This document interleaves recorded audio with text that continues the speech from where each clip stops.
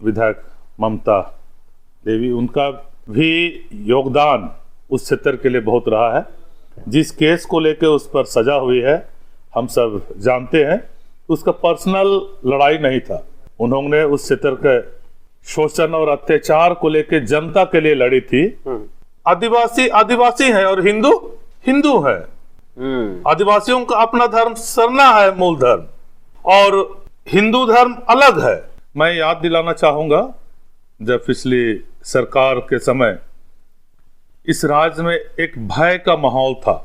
देश की मजबूती के लिए, शोषण और न्याय के लिए ही कांग्रेस ने लड़ा है, और अभी हमारे माननीय राहुल गांधी जी ने भी इस देश को जोड़ा है।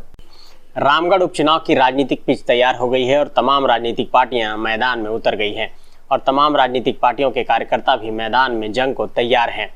यूपीए हो या एनडीए, दोनों अपनी जीत का दावा तो जरूर कर रहे हैं, लेकिन एक बात तो तय है कि हेमंत सोरेन सरकार के लिए यह उपचुनाव एक अग्नि परीक्षा के तौर पर होगा और कांग्रेस के लिए भी एक कठिन डगर यहाँ पर दिखाई पड़ेगी। हालांकि फिर भी लगातार कांग्रेस ये दावा कर रही है कि हम रामगढ़ उपचुनाव में अपनी सीट को रिटेन करने में कामयाब हो गए। इन तमाम मसलों पर बातचीत करने के लिए हमारे साथ इस वक्त नमन विकसल कोंगाड़ी जी हैं, जो कोलेबिरा से विधायक हैं। उनसे बातचीत करेंगे और ये समझने की कोशिश करेंगे कि कांग्रेस जीत का जो दावा कर रही है रामगढ़ के भीतर, वो किन आधार पर कर रही है और क्या रणनीति है। आपका बहुत बहुत स्वागत है ग्राम सभा पर। धन्यवाद। आपने भी 2018 में उपचुनाव जीता था और रामगढ़ में भी फिर उपचुनाव आया है। क्या लगता है, महागठबंधन जिस तरीके से 4 सीटों को हासिल किया है, ये 5वां सीट हासिल करने में कामयाब हो पाएगा? निश्चित तौर से इस 5वां सीट भी हम भारी अंतर से जीतेंगे, क्योंकि 3 आधार हमारे पास है। हमारे पूर्व विधायक ममता देवी, उनका भी योगदान उस क्षेत्र के लिए बहुत रहा है। जिस केस को लेकर उस पर सजा हुई है हम सब जानते हैं, उसका पर्सनल लड़ाई नहीं था। उन्होंने उस क्षेत्र के शोषण और अत्याचार को लेकर जनता के लिए लड़ी थी, और निश्चित तौर से कंपनी और जनता के बीच का लड़ाई में निश्चित तौर पर राजनीतिक दांव पेच में कंपनी अपना दांव पेच में सफल रही है, लेकिन इसके लिए भी आगे अपील है। हम सबों को भरोसा है कि कोर्ट से न्याय मिलेगा, क्योंकि ममता देवी अपने लिए लड़ाई नहीं लड़ी थी और सीधे रूप से उसका जो आरोप से संबंध नहीं साबित होता है। लेकिन एक बात बताइए कि जब रामगढ़ के भीतर जब आप लोग चुनाव प्रचार में जाएंगे तो सरकार की किन उपलब्धियों को लेकर के जाएंगे? लगातार यहाँ पर लोग कह रहे हैं कि सरकार फेल हो गई है। एनडीए के लोग ये आरोप लगाते रहे हैं कि सरकार दावे तो बहुत की, लेकिन वादों पर सरकार टिक नहीं पाई। इस पर आप लोग कैसे वहां पर एनडीए को डिफेंड करिएगा? मैं याद दिलाना चाहूंगा, जब पिछली सरकार के समय इस राज्य में एक भय का माहौल था, चाहे वह भय माइनॉरिटी को लेके हो, एसटी एससी ओबीसी को लेके हो, या यहाँ के आदिवासी मूलवासी से संबंधित हो। हम जानते हैं ओबीसी का आरक्षण करीब करीब समाप्त कर दिया गया था, 14% हो गया था। माइनॉरिटी पर कई असंवैधानिक रूल लाके एक भय का माहौल बनाया गया था, और आदिवासी मूलवासियों का जीने का साधन और अस्तित्व और पहचान जो हमारा जल जंगल जमीन है, इसे भी पूंजीपतियों को देने का षड्यंत्र रचा गया था। तो एक बहुत भय का माहौल था झारखंड में, और हमारी सरकार आई और जैसे ही सरकार बनी कोरोना का आगाज हुआ। कोरोना से पूरा विश्व त्राहित रहेगा। इसके बावजूद भी जो यह भय और अत्याचार का जो माहौल को हमारी सरकार ने बहुत अच्छा से डील किया, और आज अल्पसंख्यक भी खुश है। जमीन और जंगल का विवाद भी करीब करीब समाधान हो गया है, और हम ओबीसी को भी 27% आरक्षण देने का कर चुके हैं। तो ये हमारे सरकार के स्तर से जो प्रयास रहा है। और कांग्रेस की तरफ से मैं कहूंगा, जिस तरह से मैंने कहा कि एक भय का माहौल था, धर्म और जाति और क्षेत्र के नाम पर देश को बांटने का प्रयास किया गया था, और हमारे झारखंड में भी यही स्थिति थी।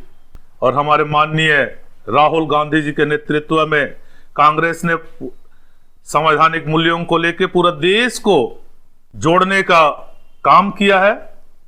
यह देश जोड़ने का काम वोट के लिए नहीं किया गया। कहीं भी हमारे माननीय राहुल गांधी जी ने वोट नहीं मांगा, कांग्रेस ने कहीं भी वोट नहीं मांगा। कांग्रेस शुरू से ही देश आजादी दिलाने से पहले की लड़ाई को भी देखिए, कांग्रेस वोट और सत्ता के लिए कभी लड़ाई नहीं किया। देश की मजबूती के लिए, शोषण और न्याय के लिए ही कांग्रेस ने लड़ा है, और अभी हमारे माननीय राहुल गांधी जी ने भी इस देश को जोड़ा है।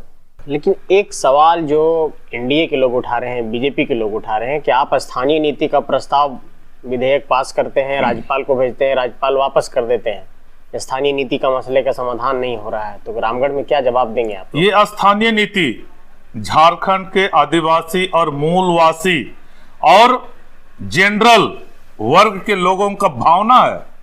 सब कोई चाहते हैं कि नियोजन में, स्थानीयता में लोकल को मान सम्मान और अधिकार मिले। मैं तो देखता हूं यहां का आदिवासी, मूलवासी और जनरल सभी के पास खतियान है। मेरे यहां सिमडेगा में तो मरवाड़ी समुदाय के लोग भी हैं, वो भी 32 के खतियान उनके पास है।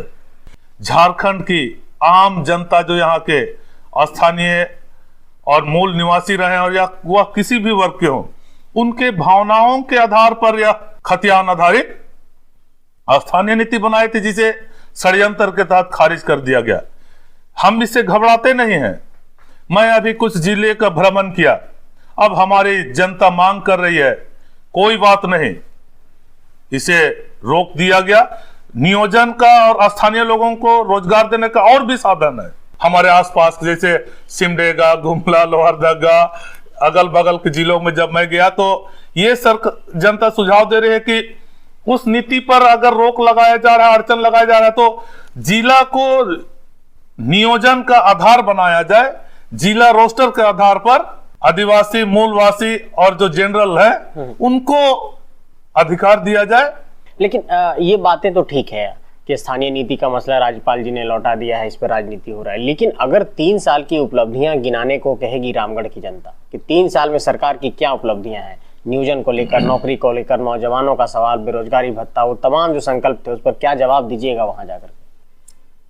ये 3 साल में 2 साल तो कोरोना ही ले लिया, और उस कठिन समय में हमारी सरकार ने बहुत गंभीरता से लेते हुए उस समय को, जनता की भावनाओं को, जरूरतों को, मुसीबतों को, भय को खत्म करने का प्रयास किया। और हर संभव, चूंकि सरकार का फोकस लोगों को सुरक्षा और भय को खत्म करना था, उसी पर फोकस था।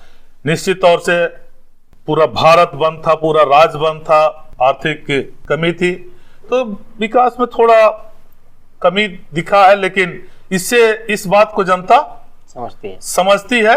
अभी तो चूंकि सरकार का कार्यकाल 2 साल और बचा, लेकिन अगर झारखंड के भीतर हम लोग कुछ बिंदुओं पर गौर करते हैं, चाहे वो सरना धर्म कोड की बात हो, वो प्रस्ताव भी केंद्र के पास गया, उस पर भी कोई पहल नहीं हो पाई।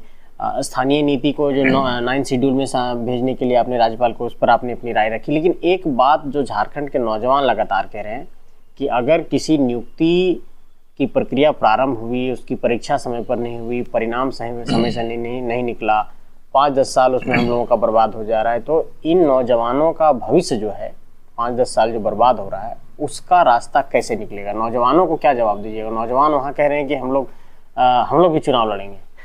निश्चित सरकार पर भरोसा करना चाहिए। हमने साबित किया है, एकदम फ्रेश, साफ सुथरा झारखंड के प्रशासनिक पदाधिकारियों का नियुक्ति हमने किया है। झारखंड लोक सेवा के माध्यम से कहीं कोई विवाद नहीं तो इससे पहले कि सारा जेपीएससी में विवाद से घिरा रहा, रुका रहा। ये इस बात को दर्शाता है कि हम साफ सुथरा कर सकते हैं, बशर्ते कि अड़ंगा लोग लगा रहा है, रोक टोक कर रहा है, इन व्यवधानों के बावजूद हम करेंगे। और रही बात, आप बोल रहे थे शरणा कोड की, हमारे झारखंड के जो आदिवासी कई धर्मों को मानते हैं। पिछला जनगणना का आंकड़ा अगर आप देखिएगा तो 44.2 आदिवासी के आधार पर सरना धर्म को मानते थे, 29.7 हिंदू धर्म को मानते हैं और 14.4 ईसाई को और 1.7 अन्य धर्मों को पिछला 2011 का जनगणना का आंकड़ा में लोग दिखाया है। तो आज झारखंड के आदिवासी कई धर्मों को मानते हैं, लेकिन झारखंड के आदिवासी जो कुछ हैं 44.2% लोग आज भी सरना धर्म को मानते हैं। और उनका मांग है कि जैसे अन्य धर्मों को कोड दिया गया है, उनको पहचान दिया गया है, हमारे सरना धर्म को भी धार्मिक पहचान मिले। जो सरकारी केंद्र सरकार के रूल के तहत जो कोड देना हो, कोड हमको भी मिले, उपलब्ध हो। तो उनका मांग जायज है, क्योंकि हर धर्म का अलग अस्तित्व है, अलग रीति रिवाज है। वो आदिवासियों का जो सरना धर्म को मानते हैं, उनके धर्म का मान सम्मान और अस्तित्व की पहचान के लिए अलग धर्म कोड मिलना चाहिए। और इसे हम लोगों ने यहाँ से पास करके भेज दिया है, लेकिन उसे षड्यंत्र के तहत लोग रोक रहे हैं। मैं तो कुछ दिन पहले देख रहा था, पिछले दिसंबर में एक सुप्रीम कोर्ट का निर्देश आया है कि आदिवासी महिलाओं को हिंदू उत्तराधिकार कानून का लाभ नहीं मिलना चाहिए। ये सुप्रीम कोर्ट तो केंद्र सरकार को गाइड किया है। तो आदिवासियों को हिंदू उत्तराधिकार कानून का लाभ क्यों देना चाहिए? क्योंकि आदिवासी आदिवासी है और हिंदू हिंदू है। आदिवासियों का अपना धर्म सरना है, मूल धर्म, और हिंदू धर्म अलग है। क्योंकि सरना लोगों का मांग रहा है कि हमें हिंदू नहीं है, हम सरना धर्म को मानते हैं। आदिवासियों को हिंदू करार देकर सरना सनातन के नाम पर आदिवासियों को हिंदू बनाया जा रहा है। और क्योंकि आदिवासियों का जमीन का रक्षा कवच CNT एक्ट और SPT एक्ट है, इस कानून के कारण हमारे जमीनों को लोग नहीं ले पा रहे हैं।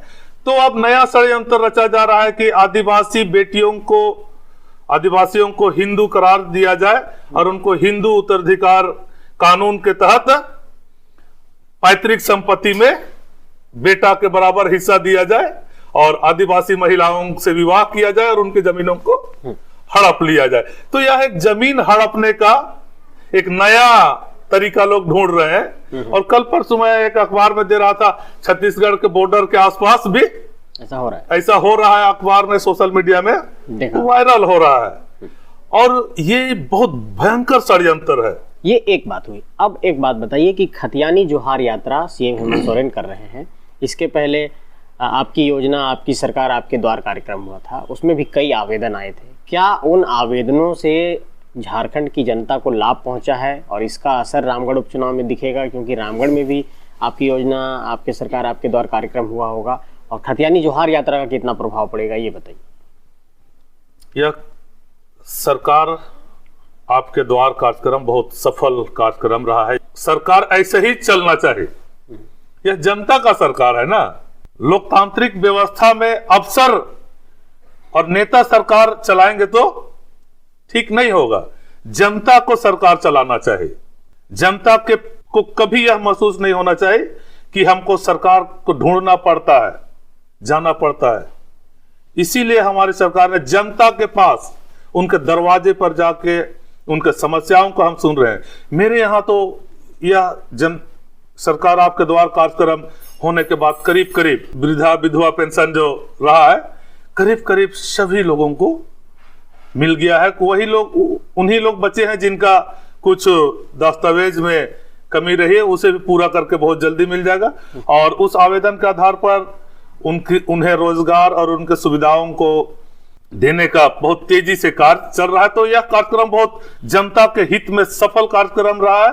यह कार्यक्रम इस बात को दर्शाता है कि यह सरकार जनता के हित के लिए काम कर रही है और यह सरकार जनता का सरकार है। और रही बात जोहार यात्रा भी बहुत सफल रहा है।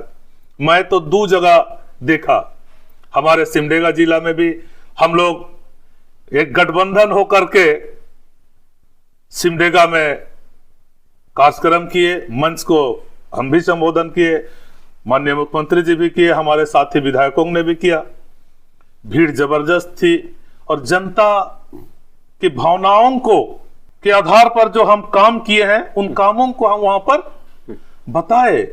और चाईबासा में तो समीक्षा बैठक थी, उस समीक्षा बैठक में जनता के से जुड़े जो व्यवधान थे, उनका समस्या का समाधान में जो व्यवधान था, वहां पर उन व्यवधानों को चर्चा किए हम लोग और उसका समाधान का रास्ता बना, अर्थात नीति बना कि कैसे इस व्यवधानों को सरकारी स्तर से समाप्त किया जाए और जनता को वह अधिकार जितना जल्दी हो सके पहुंचा पाए। तो ये दोनों कार्यक्रम बहुत सफल रहा है। चलिए, अंतिम सवाल है मेरा कि वहां पर रामगढ़ के भीतर बीजेपी और आजसू और एनडीए के जो भी गठबंधन दल है वो मिलकर लड़ेंगे। पिछली बार उन लोगों ने अलग अलग लड़ा था। इस आधार पर उनका दावा है कि पिछली बार हमारे बीजेपी के कैंडिडेट ने 32,000 वोट लाए थे, हार का अंतर 28-29,000 का रहा था।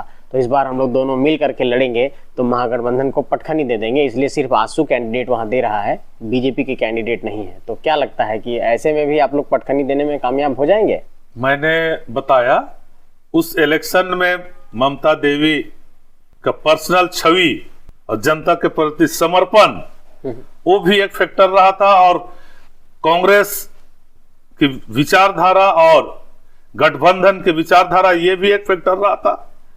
उस माहौल में इतना अच्छा जीत हुआ और अभी तो 4-3 साल में हम साबित कर चुके हैं कि हर क्षेत्र में हम बेहतर किए हैं।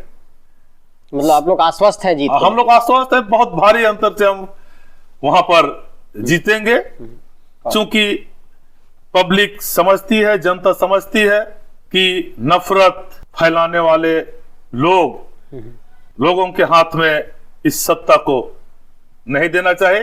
रोजगार और शांति और महंगाई को रोकने वाला जो बेहतर प्रबंधन करे।